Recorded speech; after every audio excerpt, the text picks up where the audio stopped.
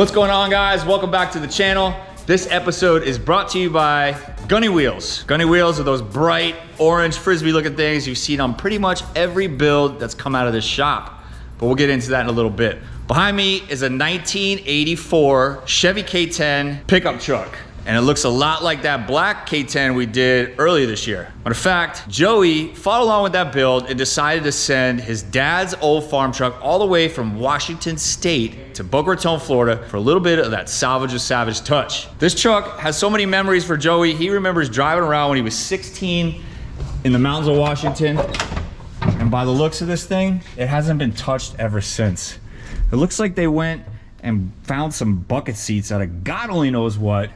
I mean, this thing's even got a 10-disc CD changer, and I bet it hasn't had a CD in it since he was 16, because I don't even know if you could buy CDs anymore. This interior is raggedy, but that's okay, because we're gonna be doing a full interior in it. Not only is the interior raggedy, but this thing's not very fast. And that's because it ain't got no motor in it. And that's okay, because we have a complete drivetrain already here at the shop for it. Sitting over here with our boy Andrew. What we have is a 6.2 liter Gen 5 LT4 supercharged engine. So 640 horsepower, 630 foot-pounds of torque. And what's by your feet, my man? What we have here is a 6-speed TR6060 out of actually a Corvette. Stage 3 RPM transmissions built. It's got crowd-treated input and output shaft, upgraded synchros, hardened gear set. So we're doing a little bit of tricky magic to get this 6-speed to mate up to our 2-speed transfer case. We're gonna be retaining the 4-wheel drive in this truck. So obviously we're gonna need a transfer case to link our transmission to the rear axle. And right here we have the original New Process 208 transfer case. It's a 2-speed manual transfer case that came out of this truck. I'm not 100% sure if we're gonna retain this or upgrade to something newer, just like the rest of the drivetrain. Moving on to the rear of the truck, also the front of the truck too, we have brand new axle housings. We're converting from our half-ton to a full 1-ton setup, both front and rear axles. That is gonna make this truck extremely capable. That's right. We have Appalachian Performance Engineering is also a sponsor on this build. We went ahead and got a full axle housing assembly sent over, which we're gonna be bolting right into our freshly lifted trucks. We got here a 9-inch lift on this truck, right? This is way more than a lift. What this is a complete system from Off-Road Design that's gonna make our truck an extremely capable off-road machine. It's gonna include our 9-inch coilover conversion, 14-inch travel shocks, and then we have massive links for our 4-link conversion for the front. It's gonna be a parallel style 4-link in the front and triangulated 4-link in the rear. So it looks like it's a whole box of parts that we have to fabricate, right? Luckily, all this stuff is fabricated, so all this stuff is a mounting brackets for the 4-link that go bolted to the bottom of the frame, reinforcements for the steering arms, all the hardware. Everything is massive. We have these Heim joints, they're 2.5-inch. Quite different than what we're used to around here. Most everything we do is slammed on the ground. Yeah. So, in order to get this thing to move around our shop, we mentioned this in the beginning of the episode, we're gonna be using an 8-lug Gunny wheel. This episode is sponsored by Gunny Wheels. You guys have seen us use these on pretty much every build in our shop. We've used them to transport the EV truck. I don't know what we would do without these things. It's a must tool for every shop, even if you're somebody building a vehicle in your garage. If you don't wanna get your wheels scratched, if you haven't picked them out yet, if you're waiting for them, Gunny Wheels make it possible to transport and to move your vehicles in build process around your shop. These things are awesome. They're lightweight, they're thin, so they're easy to store and stack up in the corner. Well, this one we have is an 8-lug bolt pattern, but they also have, like you've seen on other builds, 5-lug and 6-lug versions. So whether you're working on a big lifted truck or a regular passenger vehicle, Gunny Wheel has the product to suit your need. So shout out to Gunny Wheels for sponsoring this episode. Now we talked about the exterior of the truck, we talked about the engine compartment. Now it's time to jump into the interior. And of course, we are going with Restomod AC again. We have another huge Haymaker unit. You guys have seen us install Restomod AC in every build we've done here. Usually we're doing all those awesome shiny billet vents and the backlit controls. Not on this one. This one, we're trying to keep it OEM style. Restomod AC does offer a very OEM stock control. This goes right into the OEM dash panel. We're gonna be installing a whole brand new wiring harness in this thing. And of course, to control our motor, we're using Holley EFI. Everything over here is very familiar, but yeah, Holley EFI is gonna be what we're using to control the LT4 engine. We're also using their Pro EFI dash, and actually this housing is a Holley made product as well to fit directly into a K10. You have to do no fabrication. You have to do any cutting on your own. This dash insert comes already with this hole cut out. It's got your vent spots, it's got your radio control. You just literally take out your old one and screw your new one in. We're gonna be using a Terminator X coupled with a Holley EFI GDI controller because the LT4 has direct injection as well as port fuel injection. So this is gonna run the other 8 injectors that are on board. The one big component that you do not see out here, because it's not here yet, is our TMI bench seat. We're doing a full interior in this thing. We have a really cool retro design coming for this. It's not here yet. What's left to do, Andrew? You ready to start tearing this thing apart? Yeah, man, that's the first part of the build. Tear it down. Let's go. Let's get to work.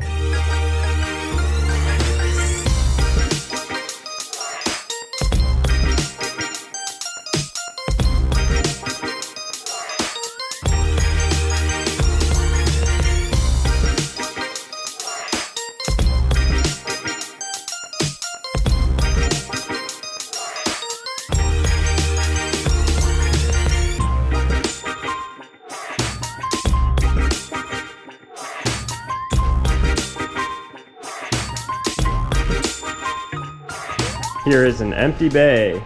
The whole front clip is getting replaced. We got a new axle, we have new shocks, and we're not using leaf springs, we're using a 4-link.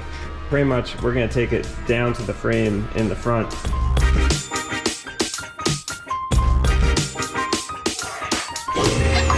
Oh, there we go. We got started. Yep. Look at that. So the first step to getting this new axle all set is using these brackets from the kit. As you can see, this one, there's 2 holes right here on the axle. And these 2 holes are supposed to line up. And the one issue is that there's like this big fat weld. As you can see, I'm already sort of scraping the paint off. It's preventing this bracket from sitting flush up against where the axle tube goes into the diff housing. So I think the easiest way to remedy that is just take some material out of here. That way it shifts the whole bracket over, gets these holes lined up. Our next thing, we're gonna start locating all the steering. One thing that we wanna do first is get all the steering components located, which means our new steering gearbox and our high steer kit. We have, with our lift kit, a different style link bracket. This is our old style one here, and now we're gonna switch to this one. The mounting hole for our steering link is gonna be way further out and also sits a little bit higher. So we're gonna change out the original one to this one that came with the lift kit to get this underneath the truck again, and we'll start laying out our link bars.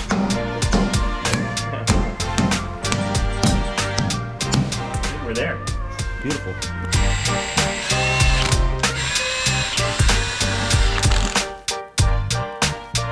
All right, so we've got the axle prepped up with our new link, our steering link, and our drag link. Let's get this axle put back under the truck. All right, so the axle's back under the truck. We've got our drag link on, our drop pitman arm, coupled with the drag link that has this raised section in it, will give us the clearance that we need for the steering. Right now we have the axle, it's a lot lower than it's ever really gonna be away from the frame, but we just kind of wanted to see how it moves and the articulation of everything. And before we start setting the brackets for our 4-link onto the frame back here, we're gonna set our axle to full bump, or the highest the axle can be up into the frame of the truck. And that will give us basically the longest length that the links can be. So that's gonna be our position to start making our links. We have a plumb bob set up onto our subframe, and we have some markings with some tape here. So that helps us keep this thing centered. And Say when. right there. I think you went a little bit too far. Oh, gotta go up. See, right here, this is our steering. A little bit more, right there. We move this over to the other side, Or it'll drop down in this wherever it area. is. I think we gotta move that. right, so we moved our steering link into our proper location. Now what we're gonna do is measure out our panhard length. Our panhard bar is what's going to keep the axle from moving extremely left and right. So with it being fixed to the bracket all the way up here, and then down to this pivot point here, it's gonna be forced to move in that single fixed arc. So we have a piece of tubing here and some end links that we have to weld in on one side, and then we may or may not need to shorten it depending on where we are with our ride height. So we had just tacked on our mount onto the frame just to get a mock-up, and it's a good thing that we only tacked it because something's gonna have to change a little bit. So we have everything leveled and centered. Orientation is coming straight from the center of the joint, straight down the run to right about here, and this is where our joint is. So obviously there's play because it's a Heim joint, but we don't want to overextend things in either direction, and we'd rather have it be centered at this point, and that way as it moves up and down and shifts a little bit, you have a lot of leeway in your joint to go back and forth rather than hitting up against the ends of your bracketry. In order to get this angle to this angle, the one way is to take some material off of one side, and that'll shift the whole bracket facing this way, make it parallel. So we're gonna grind off the tacks, take it to the bench, take off some material, and do a couple test fits.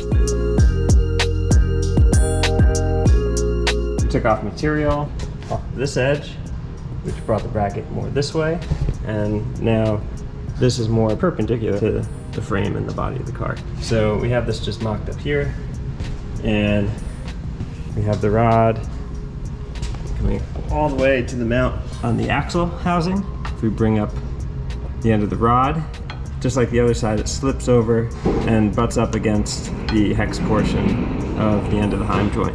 So I went ahead and made a little mark right there, and that's where I'm gonna cut it. These have some play to them, so they have a bunch of threads. You wanna leave about half and half on either side of the Heim joint before you make your cut, and that way, if you need to make your rod longer or shorter, you have adjustment and travel in both directions, about an even amount.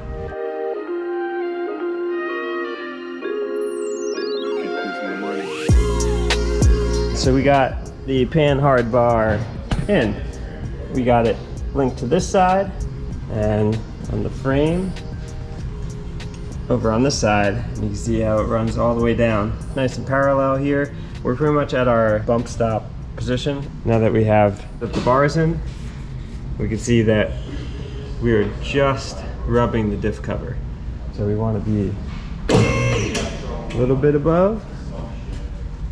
There we go. Our next step is to get our 4 links. So 2 on each side, run to the back, and we have these brackets here that they bolt into. This mounts onto the frame somewhere back here.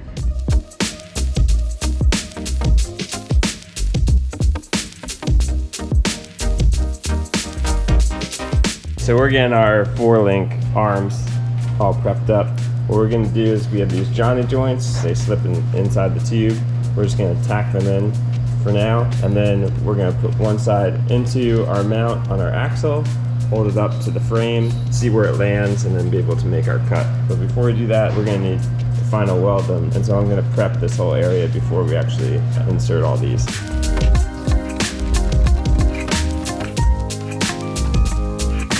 All right, so we got our marks made here, right here and here to cut. This one's marked bottom passenger and the top passenger. We're gonna cut these to length, then we'll translate that to the 2 other bars for the other side, and then that will dictate exactly where our bracket placement is to make them, each bracket on each side, exactly even.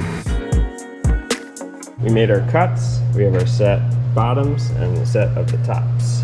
So one thing to note about when using these kind of Johnny joints is that one is left hand threaded and one is right hand threaded, and you want to have a right hand on one side and a left hand on the other side. Doesn't matter which is which. But the point is that when you're making adjustments and you're spinning the tube, if you spin it one way, the tube will get wider, and if you spin it the other way, it'll get shorter. And the only way to achieve that is to have opposite threads on opposite sides.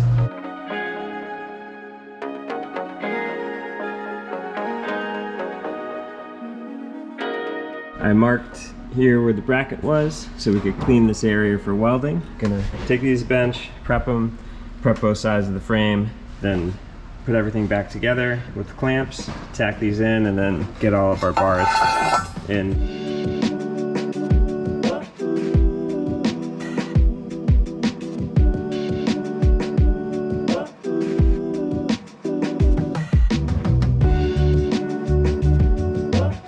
So we got our 4 links on either side into our brackets, and then on the axle side, we also used the adjustments to make the lengths of each of these equal on each side. So the next step is in between here and our frame, we got to get our shocks and coilovers. So we have our shock mounts at the bottom here, comes up. Now there's nothing here to mount to, so we have to make it out of this hoop tubing. But the way we're gonna sort of mock it up and see what we need is we're gonna take a piece of square stock, mock it up to the height, make 2 holes in it, mount it to the bottom of our axle there, and then we can see how high it comes up and exactly where that hoop tubing needs to be. On either side of the hoop tubing are these little standoffs with the holes, and that's what the top of the shock mounts to. And then these will get welded to the hoops. So the first step, make our mock shock. That way all this nice anodized stuff doesn't get scratched.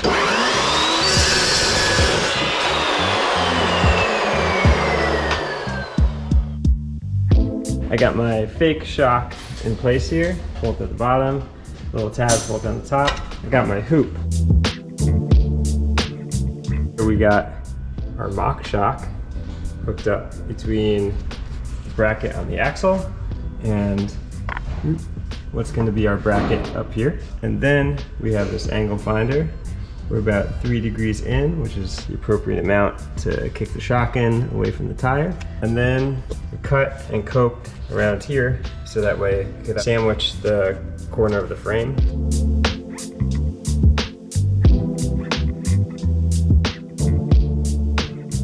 All right, so we got this all set in for the shock. So we have this whole set up to about ride height right now. As far as the links go, everything articulates up and down really great. So what we're gonna do is replicate this for the other side. Once this gets in and we have this shock, then we're gonna articulate every single position. Passenger side at full bump, this side at full droop, the reverse, full compression, full droop both sides. That way you have it in any possible position that the truck could be.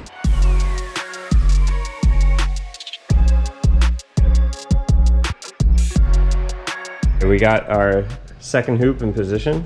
We got our mock shock set down there, centered, comes up to the tabs. I marked the spaces so we could start cleaning all this up so that way we could tack it in.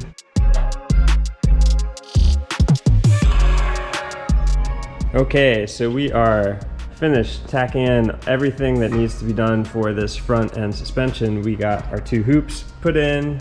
That attaches our shocks to our axle. Our axle is attached by the 4-link over to our frame, and everything is just tacked in. We cycled the suspension, make sure there weren't any clearance issues.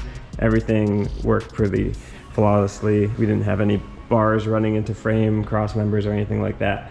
So for now, until the motor and the wheels get in there, we are good to go. Before we do all the final welding on the front, we're gonna shift over to the back. Again, brand new axle, all new suspension parts. And also on the next episode, we're also going to be mounting our LT4 engine along with our manual transmission. So we're going to fit that stuff in there so we can build our custom cross member for the transmission as well as get our mounts in. Once that's in place, we can measure drive shaft lengths. We have a drive shaft for the rear as well as the front because it's a 4-wheel drive truck. And then we're also going to start placing all of our stuff in the engine bay as far as the cooling system, heat exchangers, and the core support so we can see what kind of space we have to mount all of our accessories and everything that has to go in the engine bay. I think that's it for the next episode. So make sure you guys subscribe and like and comment and let us know if you guys are enjoying what we're doing here. So we'll see you guys on the next episode. Peace.